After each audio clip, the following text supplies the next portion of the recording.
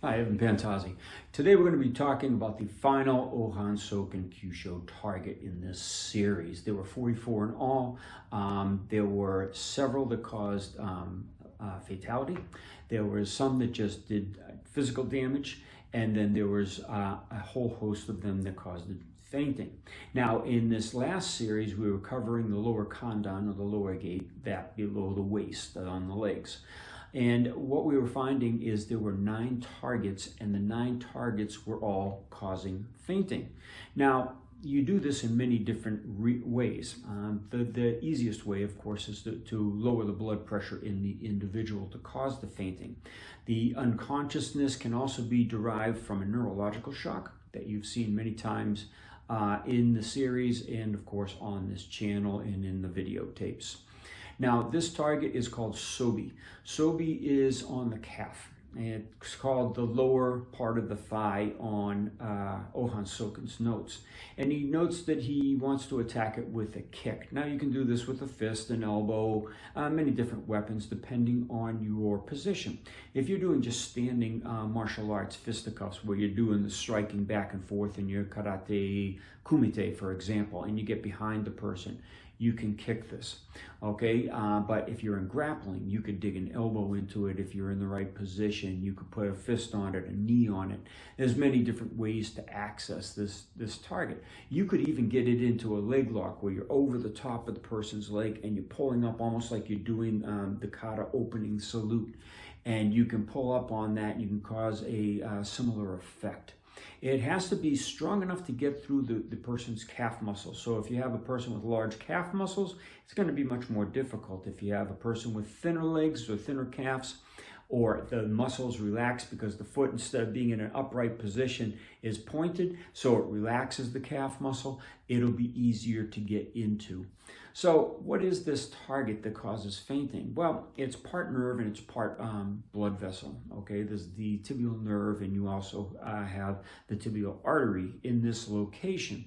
And it's a way to get to it correctly. Now, it's not directly in the center of the calf that everybody would hope for. It's off to one of the sides more, and you have to come in with the right trajectory to cause the shock on the 2 structures, one being nerve, one being vascular. Now, they can be attacked in 2 different ways, and this goes through the whole series.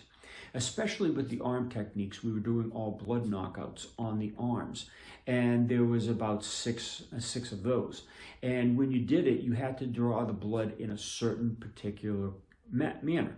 Now, on the legs, you have to do that same particular manner to lower the blood pressure using the arteries, but on the nerve, you have to go in the opposite direction. So it's just interesting how this dichotomy works. And it's actually good that there are some targets that are both neurological and vascular in its composure, because now you'd have another way of attacking, or more methods of attacking, to get a result. And that's dysfunction in the opponent.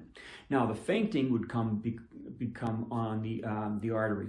The shock, the neurological shock, and the loss of motor function will come with the attack on the nerves.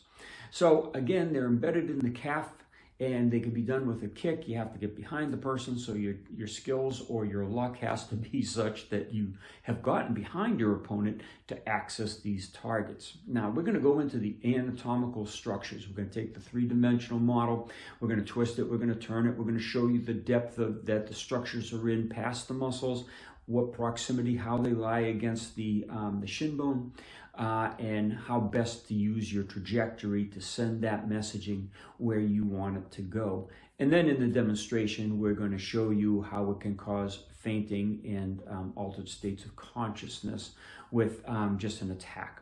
So stay tuned. This will be in the extended videos here on YouTube, Patreon/Kyusho channel, and also on the Platinum subscription.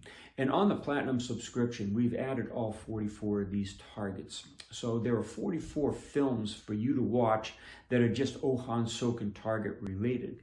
And then there's over 250 films depicting some other targets, the same targets, and also many different results, many different katas that were involved in breakdown, just so you can get a good feel of how you could adapt the Kyusho to your martial arts skill. It doesn't have to be karate, okay? It could be kung fu, it could be tai chi, it could be aikido. We have a lot of aikido people in Kyusho. Why?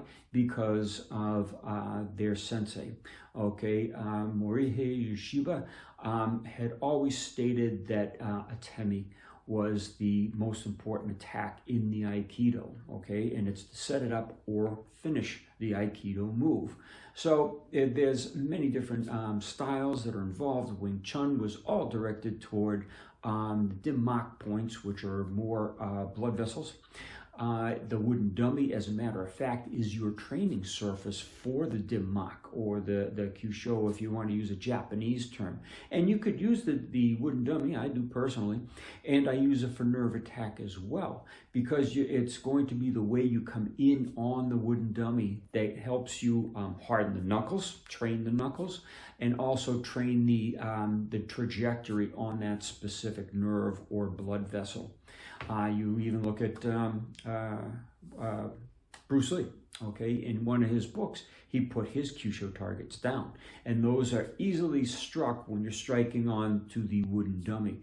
Again, a way to practice safely and to develop the tools to get into these targets, and how to involve it when you're doing your Chi Sao or whatever combatives you are doing in your Wing Chun. Again, it's in Bagua, it's in all of the martial arts, whether it be soft or hard, whether it be Japanese, Okinawan, Chinese, Korean, it doesn't matter. You can take a look at the Taekwondo forms, and all of those have these targets involved. As a matter of fact, General Choi put some of the targets in his book as well. So it's always been there.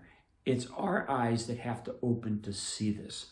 And I'm hoping that the series from Hohan Soken has opened your eyes a little bit, so you can see that they were really targeting real anatomical structures, getting real physiological dysfunctioning in a body, and how to adapt that to your particular style.